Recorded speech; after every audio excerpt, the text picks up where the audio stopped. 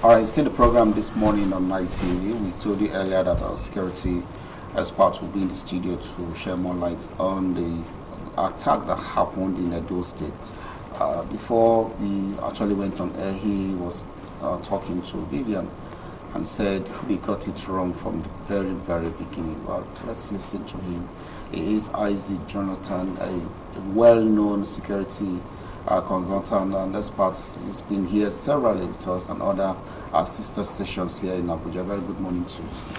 Good morning to you and good morning to our viewers. Thank you. Good morning. Good morning, there. Well, thank Now, you. let's begin with your reaction as soon as you got the news of that attack in Edo State. Were you surprised that it's happening again, or you felt it's a normal thing since we've experienced it once? Like you just said, my opening statement earlier when I was talking to Vivian, I said we got it all wrong. You know, it has become now a practice that we become so reactive to issues and not being proactive. For instance, when it happened around the Kaduna Abuja sometime last year, you could imagine that they said police were shooting. Then the question I keep asking that nobody have provided an answer is that, were those police kidnapped along? Because if you are in a train, if you're on board with your passengers that you ought to protect, you ought to guide. Some passengers said when it was becoming too tough, they pulled their uniforms and then, you know, drop it on the floor. These guys are not foolish. For them to come in, they ask for who owns these uniforms. So if nobody could even provide an answer, let's assume that nobody provided an answer. Were those police now spirits? They disappeared? Because even the IG have never told us whether they were kidnapped along. Were they not in the same train? Why have we not heard about them? So going back to the Edo issues, I said we got it all wrong because if you look at the position of the train station, it's almost in a forest. And that is where, you know, security should be prioritized, counting from our experiences, how a lot of money have been invested, lives lost, and all of that. The tragedy that you have, you know, experienced in the past should make your formations why security should be prioritized in train station. It becomes like more of an answer strike that it has been happening over years, but there's no such solutions. I was supposed to have learned a lot, enough from what has happened to people around the Kaduna Abuja road. Now to say, no, let us fortify our train stations. Now I'm asking Nigerians these questions.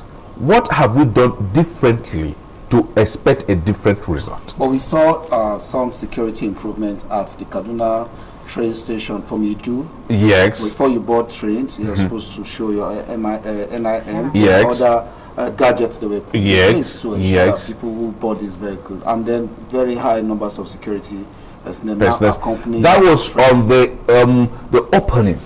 It's ceremonial, and I can tell you I just left Idu yard yesterday. Okay. Yes, it's because when it happened, I came in yesterday and have visited the Idu yard. Why did I visit? To see, you know, the improvement and then comparatively what should be around the Edo area. You know, then it was just ceremonial. I can tell you, if you go there today, probably because of what has happened in Edo State, they will all want to improve now to see that security is tightened around there. But as at the time of the incident in Edo, the security in Edo is still the same. It was just, to me, an eye service, a camouflage, just to kick up the train, give the belief that we have restored hope. Have you forgotten that there were promises made in the course of these rules, you know, implementations and all of that, that they said we are going to be seeing security patrols. Yes. When you want to move from one destination, one terminal to the other, you will see the military or the paramilitary on helicopters to accompany, you know, passengers from one point to another. Where are those security? Where? And then, what level of access control, what access control mechanism have we implemented that people can come into a train station on march on hot? Nothing has happened. So you know, it shows how unserious that we have taken certain things. To me, people who are now affected, you know, when it happened around Kaduna, families were looking for money to pay for ransoms. Yes, family we're looking for money for ransom. If I pay for service and you cannot guarantee me, then you should equally indemnify. And if there are alternatives, then you must pay. Not because I am actually advocating for ransoms, but just from yesterday to this morning, they have already started asking, contacting families of, for ransoms. Okay. You get it? So it shows how, and they said one person have been arrested. Why do you intend? Why did not demand for ransom when they know that their own person is still in captive? Definitely, they are going to use that person as a bargain. Yes, we did it, but we must release our person for us. Then we can release some persons, and they may fall in for that. But I tell you the truth: these guys are at every point demand for money because the fundamental issues have not been addressed. Okay, I'd like to say something before I ask you a question. Now, a friend of mine, had a major person who was owing him some set of, some amount, really, for like 3 years. The guy disappeared into thin air, right? And now he happens to be a lecturer. Didn't know that one of his, student happens to be a high personnel officer, a security personnel. And so a particular day came, he shared a story that, look, I'm looking for this so person. Do you know, sir, it didn't take up to 2 weeks, 3 years, up to 2 weeks. They grabbed the guy, carried him hand like this, came to his office and said, look at him. Now, so my question is it that the, our security personnel needs to be conscientized, or, is it that they lack the will to do the work, or the system isn't working, or rather that they do not want the system to work? Okay. Where are we getting it wrong? No, you have just laid a fundamental issue. You talk to people and you can track people. It makes no sense. You can talk to them, pay ransoms to them, but still you can't track them. You can't get anything from them. Even the local phones. You can talk to me and I know where you're talking to me from. I can talk to you, and that is local firms, and they have high-tech, methodology, gadgets and methodologies to do this. So I think the system is the problem. You know, the system is a problem because there are not, there are deterrents. You know why? Let me say this. A man was arrested in connection when the same man was the one, talking about, or rather negotiating with the terrorists when it happened around the Kaduna. I'm using the Kaduna Abuja road because that is the point here. And this same man, was tracked to be part of the whole arrangement. The same man was arrested. In fact, not even in Nigeria. He was arrested somewhere, brought home here. They said, this is the man you're looking for. We brought him here. And then these people began to react. What's happening with this same man that had been arrested? We have a security agency that should be, that is, given the responsibility to investigate issues of that nature. Came out openly and told Nigerians, hey Nigerians, we don't want anybody to talk about this same man again. Until today, we've not had the outcome of the investigation. Right. How is the system working? When we begin to give people, more of coverage as against the will of the Nigerian people. So certain set of people will be giving coverage as against the masses. So what do you think? It becomes a lucrative business that even if you investigate this matter to the latter, you will find a hand of a native involved in this because they know how porous the train stations are. That is a coordinated attack. It's a coordinated attack that you can you can kidnap over 30 persons, and none of them have been tracked to any position, any location. Is a coordinated one. Yeah, I was coming to that as my question because I wonder how these persons moved in that large numbers. How were they moved? In fact, what kind of security are we supposed to be having at train stations at a time like this, looking at the Abuja experience, like you rightly mentioned? I don't think this attack did not happen in the night. and these people move. We have communities, we have vigilantes, we have even the police, the constables that were just recently employed on the voluntary levels. They are there. So what is the problem? Where are we getting it wrong in terms of securing infrastructures like railway? My brother, we know this. Let me say this to you now.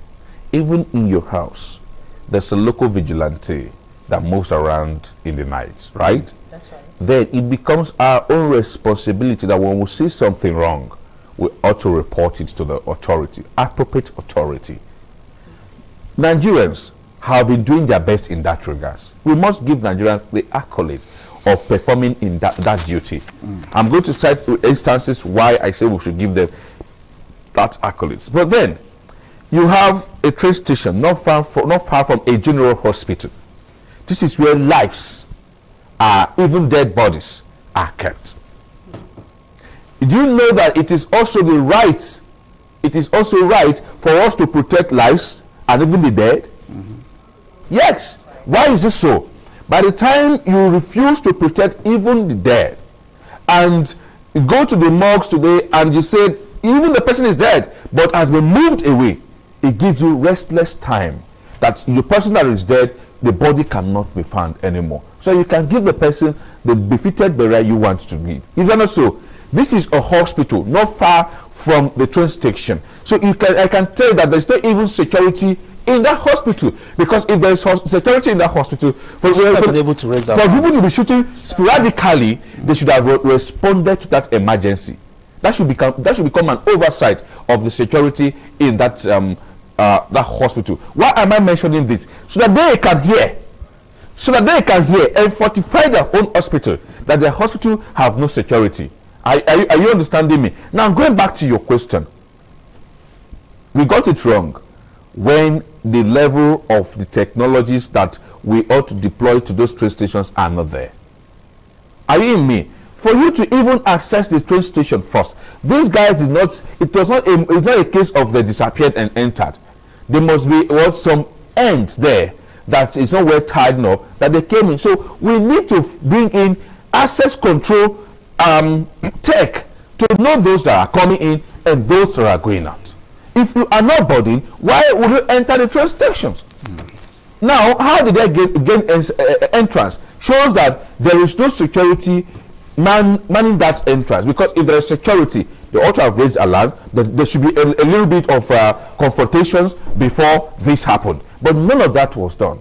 None of that. We did not see any security man. Where you see that, I'm not advocating that security men must pay the price for all the time. I'm only saying that you must hear that there's a confrontation of, there's a kind of gun battle between the security, and that equally will reduce the level of casualties. Because when they are doing that, those that are coming to board, the passengers will take cover. You understand me? There should be a kind of evacuation to a safety area where they confront these guys. So we have not even a building of the building of our terminals. If you go to the building, I can tell you that there are no provisions for emergencies.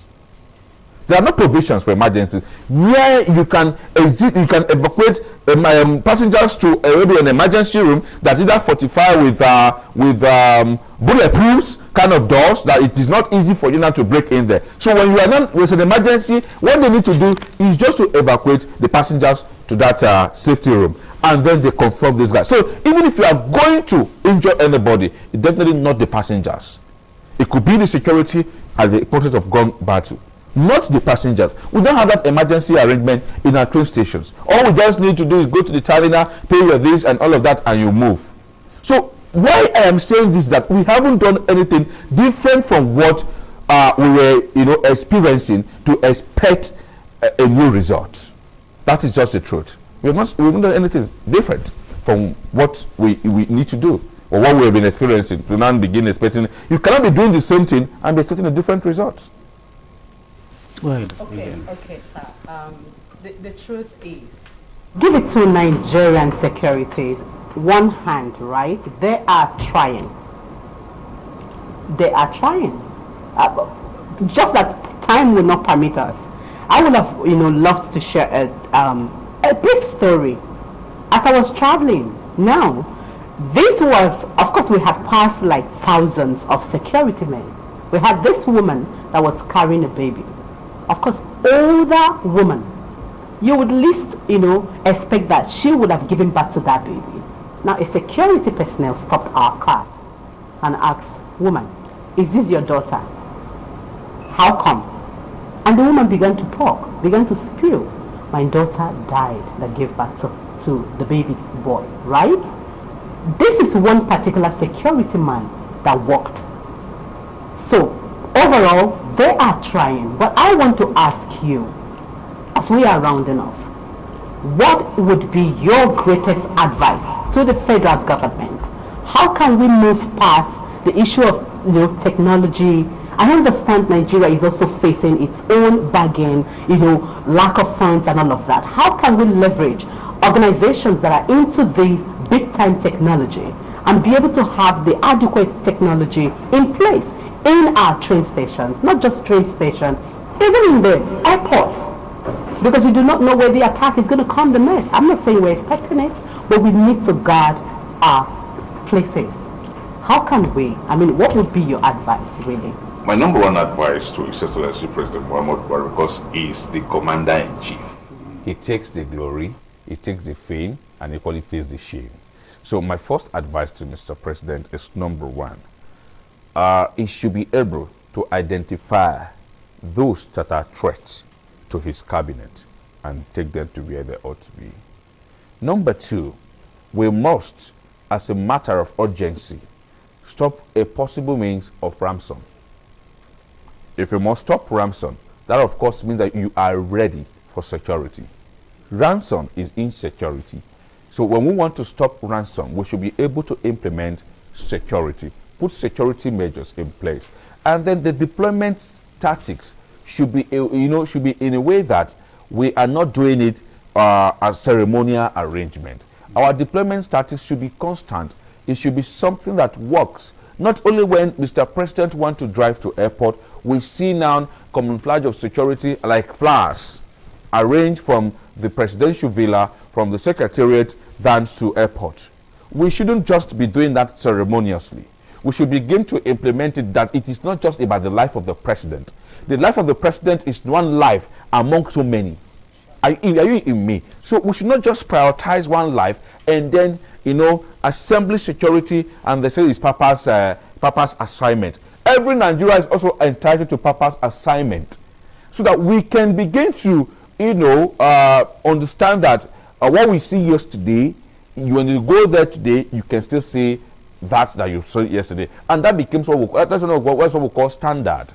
When something is not maintained, it is not called standard. When it is practiced over time, that it becomes a standard. So we need to standardize our operations, and at the same time, we need to digitalize the operations of the train stations and channel it to a control room. And I've always advised that the special advisor should have an understanding. The Secretary Advisor on Security, National Security Advisor should have understanding that he, as a National Security Advisor, should have a control room.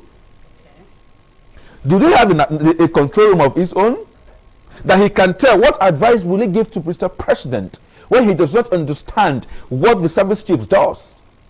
If it's when he has his own control room, his judgment will be based on what he says.